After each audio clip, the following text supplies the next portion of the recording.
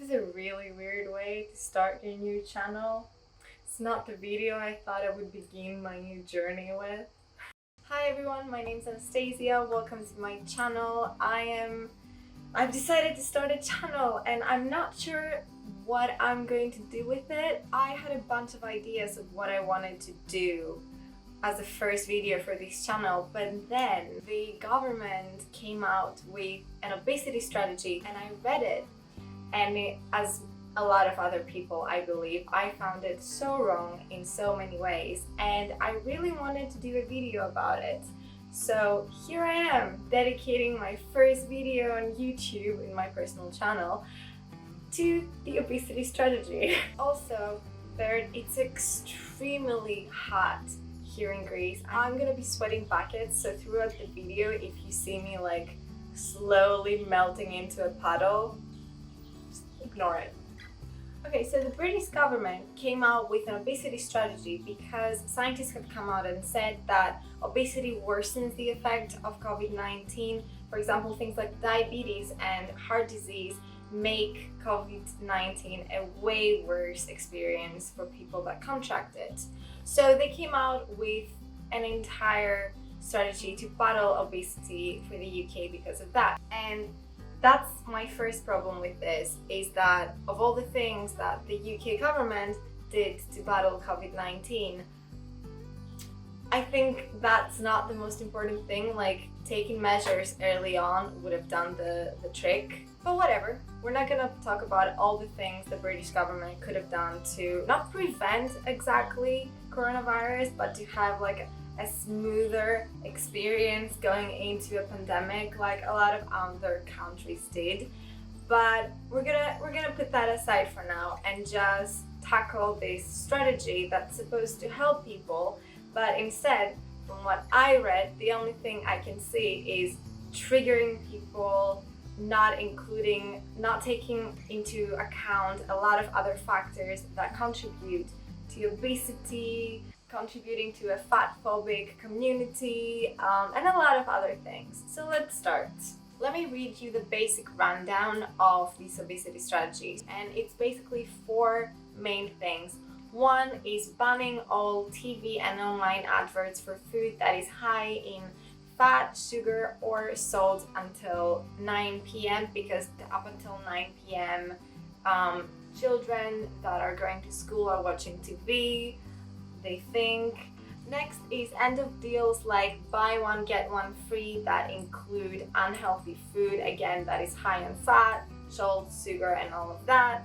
And then we have I think it's gonna be like a new law where they introduce in all of restaurants the rule that they have to display the calorie count of every dish they have, and they will start doing that as well for liquid calories in pubs and anywhere else where you might drink alcohol. It will include also a new campaign that will push people to be more active, to eat healthy, and apparently would also include apps that will help people lose their weight and keep it off. First of all, immediately it shows that they have not taken into account all the other factors of obesity, which are mental health, like depression, anxiety, trauma, and all of these things that contribute to people eating a lot. There was nowhere inside that obesity strategy fixing the NHS and actually making, being able to access a psychologist easy, because I have friends that have been trying to book an appointment with a psychologist because they are suffering from anxiety or suffering from depression for a while. A great way to battle something that for a percentage of people is due to mental health issues would be to fix your mental health facilities. But it really is not just that, because if I Google reasons behind obesity and I go into any medical site, it will show you that it's not just the unhealthy lifestyle, it could be inherent from a family member. It could be, again, due to mental health. It could be due to diseases, like some of the medication you're taking might be causing you to gain weight. Other things also include, again, stress or your socioeconomic status, the fact that you are poor and all you can afford is the cheap food. And I don't know if you've noticed, but in Britain, the cheap food is definitely not the vegetables and the salads. No. The cheap food is the burger that will be $1.99, not the salad that will be $5.99. And as a student who has lived by herself for the past years, and many other students that have lived by themselves, we found that out in the hard way, because when your parents stopped, taking care of you and like buying the food for you and you have to buy it, you suddenly start stressing about how much money you need to spend on food, and then bills, and then your daily life and your social life. So immediately you need to go to the cheapest choice. So that's why you go to the best deals in the supermarket, or the corner in the supermarket where they have their reduced prices. Those usually are not vegetables. Those are, I don't know, chocolate, soups in cans. Anyone who's struggling financially is not gonna go for the vegetables and the salads and all the fruits and all of that, because those are expensive. And the other thing is that when people are experiencing financial issues, or where they're extremely busy in their lives and they have a very sedentary lifestyle, either because they work in a desk or anything like that, they do not have the time to keep on going to the supermarket, or they do not have the money to keep on going to the supermarket. And fun fact about vegetables and fruit is that they expire really quickly and they go bad really quickly. And if you don't have the time to go to the supermarket, and if you especially don't have the money to keep on buying things, and you don't have the money to buy a freezer or a fridge, then you don't have anywhere to store them. So immediately the healthy options are way limited than they were if you were in a good financial place. So immediately they neglect a huge part of the population in England that is not financially stable, and especially coming out of the pandemic. We've literally news stories every day saying that 600 people have been laid off from that company, and 1,000 people have been laid off from that company, and that company has closed down. So many people are experiencing financial problems right now and don't have the money to buy the healthy food.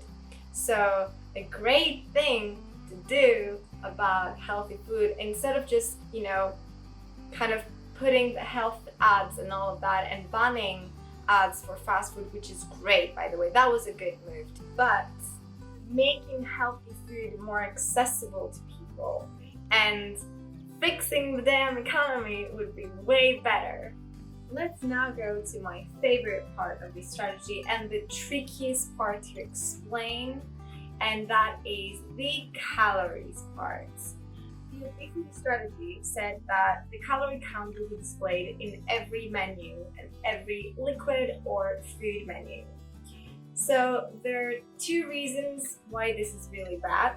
Let's talk about the first one, which is calories, and what we know about calories is inaccurate.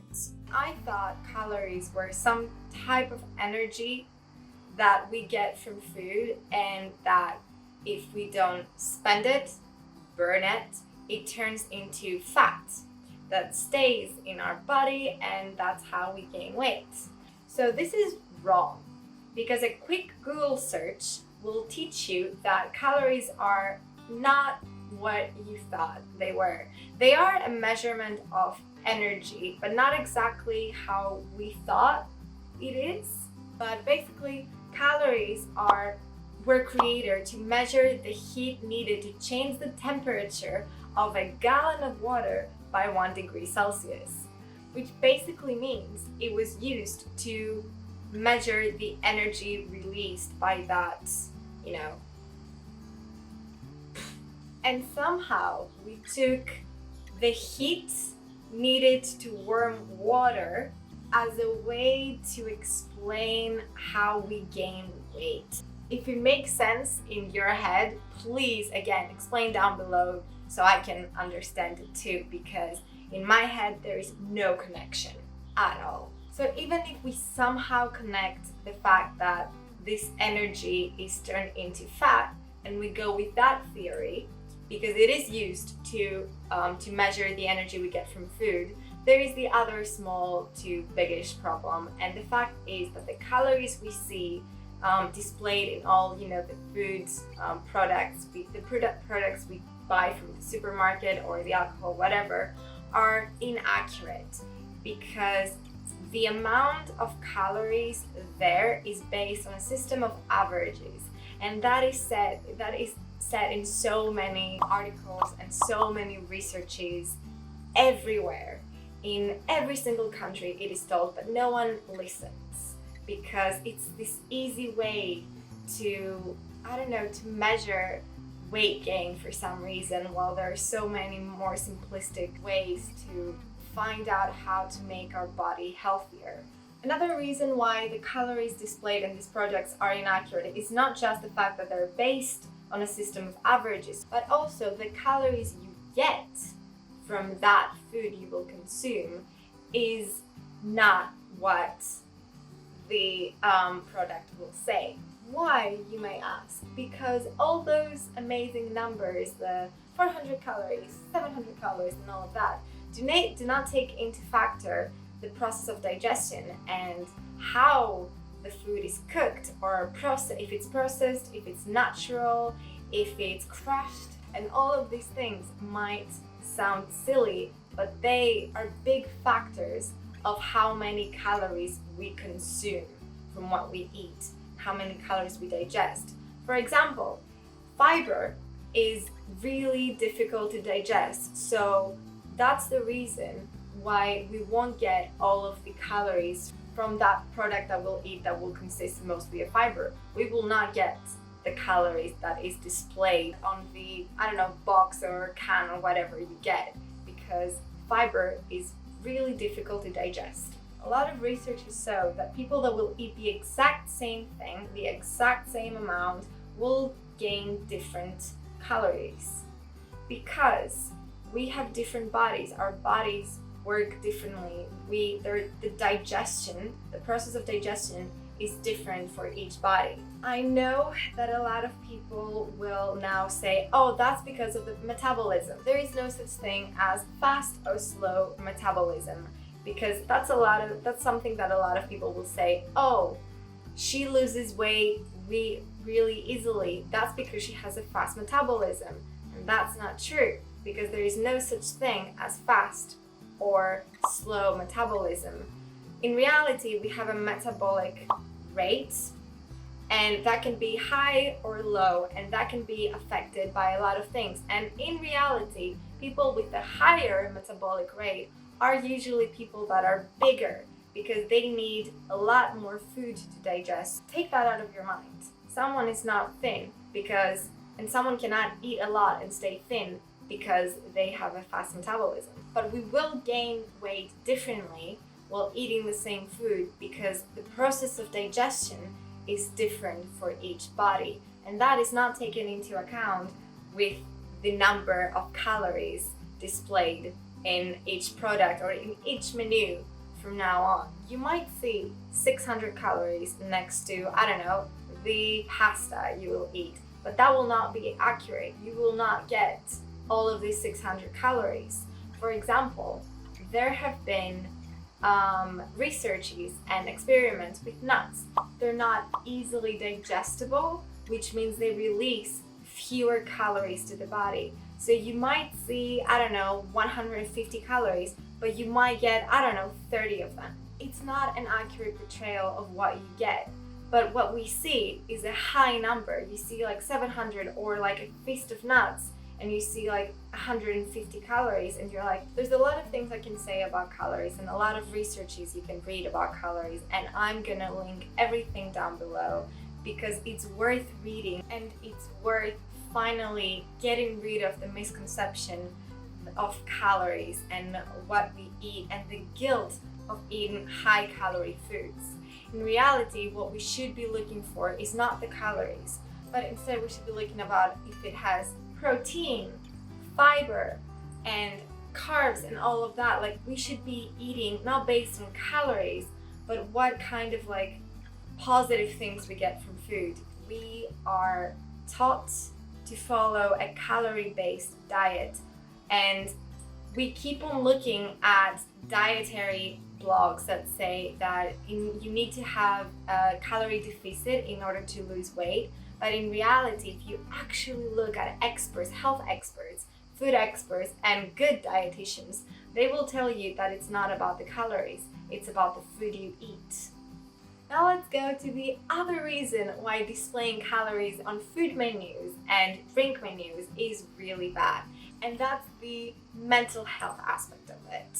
First of all, displaying the calories and making all the people alert of how many calories they're putting in their bodies, or making them alert of how many calories another person is putting in their bodies, especially if it's a bigger person. It's perpetuating the very misinformed and fat-phobic mindset we have adopted. We are spending a big part of our day on social media, comparing ourselves to others, comparing our bodies to others, and I think it's only recently that we started to be a little bit kinder to ourselves, and campaigns are coming out with people being like, oh, there's so many different types of bodies, and that's not a bad thing.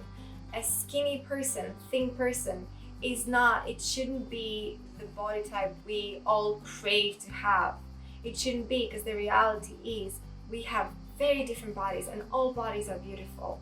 And this will cause a lot of body images. It will reinforce body image issues, and it will cause way more. Oh, she's a bigger size, she's a smaller size, she's eating that, that's why she's that size, she's eating that, that's why she lost weight, or that's why she gained weight, or he gained weight.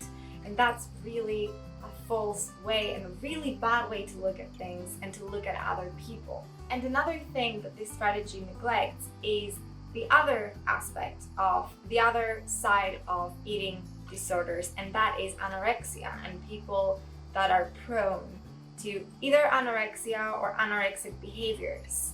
And in this particular section of the video, I will share with you my personal story and how this is very triggering for me. So as a person, I grew up having a lot of body image issues that led to me constantly comparing myself to other people and constantly feeling like my body is not thin enough or fit enough or anything like that. So I grew up always minding what I ate and always feeling guilty if I ate something that was like a bigger portion or it was a bit more fattening. I would immediately feel guilty, and it would ruin my mood for days. And that got worse when I was stressed and I was busy, because I'm also prone to losing weight due to stress. So when I moved to university for the first time, I was for the first time managing my own budget. I had a specific budget, and that was not a lot, and I needed to take care of food and bills and all of that, and I was not in the best place mentally. And then a friend of mine introduced to me calorie counting. So I want you to imagine that in the middle of all the stress of body image issues that I had since I was little, someone gave me a solution to measuring and to watching my weight, and immediately I became fixated with calorie counting. Whatever I ate had to be, in total, I think every day I needed to have under 1200 calories. And if I ate a meal that was more than 350 calories, if it was my lunch or my dinner, then actually I wouldn't eat it. There was no way I would eat anything more than 350 calories. That's bad, because you need way more than that, first of all, and what I ate was not nutritious. I didn't cover all the food groups. I didn't need a lot of carbs. I didn't need a lot of protein. So I was not getting everything my body needed, and I was getting very few calories because I was also living far away from the university and there was no bus to take me there. So every day I was walking half an hour to go to university, come back, half an hour to go to work and come back. So, and also I started going to the gym as well. So can you imagine 3 hours of walking every day, one to the university, one to work, and also one to the gym, and also exercising, and calorie counting. That immediately, in the span of a few months, brought me from, I don't know how much I weighed before, maybe it was 52 kilos, probably, maybe 53, and I went down to 44. There was no fat in my body. You could see my bones everywhere. You could see, like, everywhere my bones were protruding. My teeth were very, very visible, and it was not a pretty picture. But I didn't understand that because in my head, I was getting the right calories and I had body image issues. So in my head, if I was thin, I didn't see the bones that were protruding. I saw that I was thin. I saw that I had 1200 calories each day, so I was fine. And it took until my mom came to visit me and saw me, because cameras are always misleading, and however many phone calls you make, no one will understand how you look until they see you face to face. And it was until she came and saw me and kind of made me understand how I looked that I was like, oh my god, I'm so thin. And even though I understood that and I started eating more, the moment I put on a little bit of weight, I stopped calorie counting, but I have since been very aware of the calories I put into my body because it's now in my head. It's really difficult to get it out of your head once it's in there. So I'm a mild case because I realized what I was doing to my body and I stopped it. However, a lot of people might not realize it.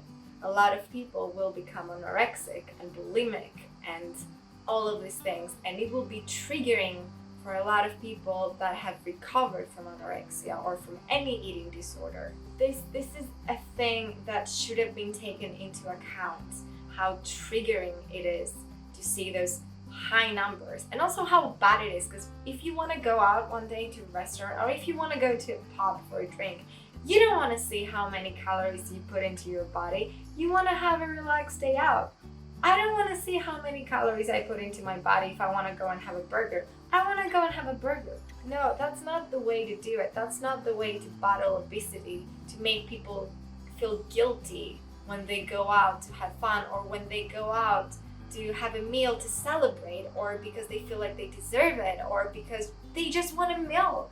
They said they will introduce apps that will help people lose their weight and keep it off. So in my head, if you have an app, it will probably ask you your basically dietary habits, your weight, and some other things like height and all of that. That's not enough. That's not all the factors that you need to know how a person's organism and system and digestion works. That's not enough to help a person lose their weight. It's a very inaccurate and bad way, and it will definitely not be effective. Dietary apps should not be followed. If you want to lose weight and you're having trouble, you do go into an expert that's actually will not tell you to follow a calorie deficit, that will actually help you understand the food groups and that you need to eat healthily and how to be a bit more active when you have a really busy schedule. Because in reality, we live in such a fast-paced world that we're so busy every day. I can tell you that I'm a student and I don't have time. Like when I'm in university and I'm working and I'm doing everything, I don't have the time to go to the gym for like an hour and work out. Also, another factor about the gyms is that a lot of people don't have the money to go to the gym. It's £25 a month. for example. Those 25 pounds a month are not easy to have, to get. So there's a lot of factors, and apps will not take them into account. So never trust apps. And if the government does come out with apps, don't. The alternatives to this amazing strategy could have been doing something about the price of food and actually realizing that a lot of people are not financially able to buy the healthy food you're pushing towards them. Kind of dealing with the prices would have been great instead of banning the buy one get one free. That's not enough. Teaching children about healthy foods and about nutrition, about what makes our body healthy. Also, making the NHS, the mental health facilities, more accessible, because a big factor of obesity and of eating is mental health, is how busy we are, how stressed we are. If a person is battling depression and everything else, and it's having experts on hand to help these people. It's all these things that we're not taking into account. But if calories are displayed in the menu, then we're fine, we're safe. They're gonna guilt us into not eating, and it's gonna be fine from then on. That's not an unhealthy lifestyle or an unhealthy mindset. No. They figured something out. They've been onto something that we haven't been. And that was my video on the obesity strategy. I hope you enjoyed this. I hope you found something helpful, you took something away from this. I will link all the articles I have read down below for you to read them yourself. Please like, subscribe, and comment down below what you thought about the obesity strategy and about this video, if you found it helpful, or if you found some of these things that I said maybe inaccurate or maybe wrong. I would love to hear your opinion, or if you have any extra information. And thank you for watching, and I will see you in the next one. Bye!